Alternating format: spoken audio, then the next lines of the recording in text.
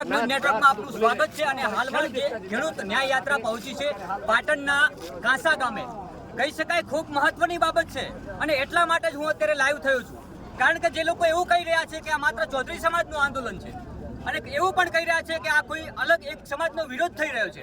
અહીંયા મિત્રો એટલો મોટો મેસેજ તમને આપવા માંગુ છું કે આ વિસ્તારના ધારાસભ્ય 10 વર્ષના ધારાસભ્ય 80 થી લઈને 90 સુધીના ધારાસભ્ય કેસાજી શંકરજીના પુત્ર રાજુજી અહીંયા સન્માન માટે જોડાયા છે અને ખેડૂતોને સમર્થન આપ્યું। સૌ આ ગામના અનેક આગેવાનો આ ખેડૂત જે આલમ છે 18 આલમ જોડાયો છે। અહીંયા તમે જોઈ રહ્યા છો 18 આલમની મહિલાઓ અહીંયા જોડાઈ છે। તમામ ખેડૂત આગેવાનોનું સન્માન કરાયું છે। જે અમારા આગેવાન છે અમરાભાઈ આંદોલનના મુખ્ય ચહેરો અમરાભાઈ છે પરંતુ હરેક ખેડૂત અમરાભાઈ છે કારણ કે ખેડૂત સાથેનો અન્યાય હતો એટલે તમામ ખેડૂતો તૈયાર થયા છે। આ મોટો મેસેજ છે એવા લોકો માટે કે જે લોકો માત્ર ને માત્ર રાજકારણ કરે છે, જે લોકો માત્ર ને માત્ર સમાજને અવળા માર્ગે દોરવાના પ્રયાસો કરે છે એમના માટે મેસેજ છે।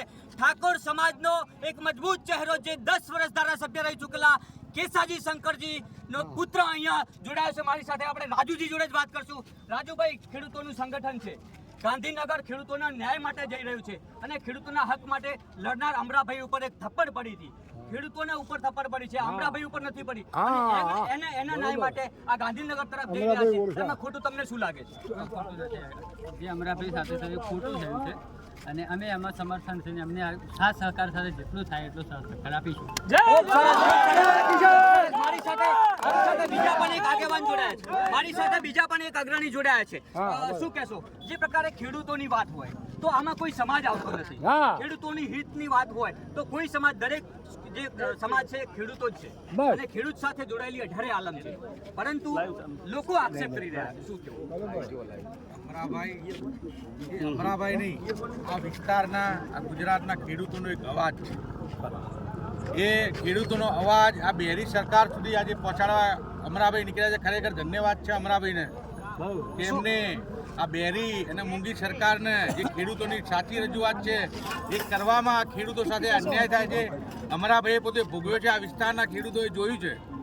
તમે શું નામ છે ને આપ કઈ કાસ્ટમાંથી આવો છો? હું શેડ્યુલ કાસ્ટમાંથી આવું છું, વિજય રાઠોડ મારું નામ છે। બિલકુલ જોઈ રહ્યા છો જે રીતે સમર્થન મળી રહ્યું છે। આપણે બીજા પણ અહીંના સ્થાનિક છે। કાકા, શું નામ છે આપનું? ભગવાનભાઈ, ખેડૂતોની યાત્રા છે કાંસા ગામે તો હરખની હેલી બનાવી દીધી આપણે। અમે બધા જોડાઈ રહ્યા છીએ આ યાત્રામાં, અમે આવીશું અને સાથ સહકાર આપીશું। ચોક્કસથી જે રીતે સામે આવ્યા છે અહીંયા ફરી હું અમરાભાઈ સાથે વાત કરવાની કોશિશ કરીશ। અમરાભાઈ, જ્યારથી નીકળ્યા ત્યારથી કોઈ ગામ એવું બાકી નથી કે ત્યાંથી લોકો ના જોડાયા હોય, કોઈ ગામ એવું બાકી નથી કે જ્યાંથી સન્માન ના થયો, પરંતુ અહીંથી આખા ગુજરાતમાં એક મોટો મેસેજ જાય છે એ એવા લોકો માટે કે જે લોકો માત્ર ને માત્ર રાજકારણ કરે છે। શું કહેશો? આ રાજકારણ છે જ નહીં, આ અમારી ખેડૂતોની વેદના છે। તમામ સમાજના સંગઠનો સાથે જોડાયેલા છે અને સમાજના તમામ અમે સાથે જોડાઈ અને સરકાર સુધી આ અમારી વેદના પહોંચાડવાના છે।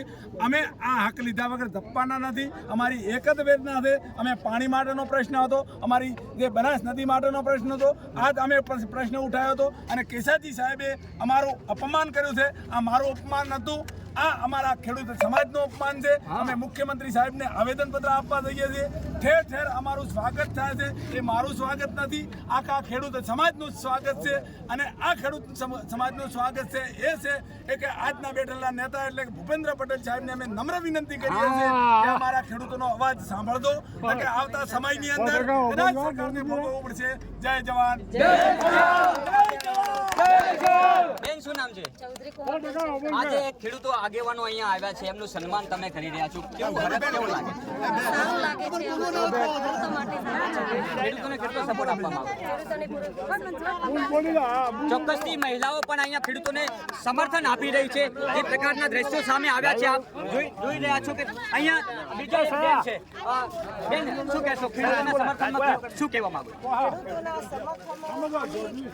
મોબાઈલ પકડા એટલે આટલું એડવું જોઈએ। અપમાન કર્યું કોઈ જબરું કોઈ કાર્ય બરાબર, એટલે આ ખેડૂતનું અપમાન કર્યું છે એનું આગળ જવાબ આપવો પડશે। સારો ચુકાદો અમને બરાબર, આ ખેડૂતનું કાર્ય તો એટલું એમ કે ખરાબ પરસેવાનું કાર્ય છે તો ખેડૂત આપણે બધા ઉભા જ હોય ને એમને એમ જ ઉભા રહેજો. ખેડૂતો એટલું કાર્ય કરે તો આને એક રૂપિયાનું પેદા કરે છે બરાબર. તો આ એક જવાબ સાચો અમને આ લાખો માર્યો એનો આપવો પડશે. બિલકુલ બિલકુલ ખેડૂત એટલે જે રીતના આપણે સાંભળ્યું, જે રીતની ચર્ચાઓ સાંભળી, મહિલાઓ પણ જોડાઈ છે સમર્થનમાં અને મોટો મેસેજ અહીંયા કાસા ગામ, પાટણના કાસા ગામથી જાય છે કે જે લોકો વિરોધ કરી રહ્યા છે એમનો એક મોટો તમાશો છે કે ઠાકોર સમાજના મજબૂત આગેવાનો અહીંથી સમર્થન કરી રહ્યા છે, જોડાઈ રહ્યા છે આંદોલનમાં અને ખેડૂતોને જે રીતે ન્યાય મળે તેની અપેક્ષા રાખી રહ્યા છે. મહત્વની વાત છે અને મહત્વનો મુદ્દો છે અને હોવો પણ જોઈએ. જ્યારે જ્યારે ખેડૂતો પર અત્યાચાર થશે, રાજગજર હંમેશા તૈયાર રહેશે. બનાસ તક ત્યાં પહોંચશે. ચાહે મારો જેટલો વિરોધ કરવો હોય એટલો તમે કરી શકો છો, પરંતુ મારે કોઈ વિરોધનો જવાબ નથી આપવો. જવાબ આપશે ભગવાન.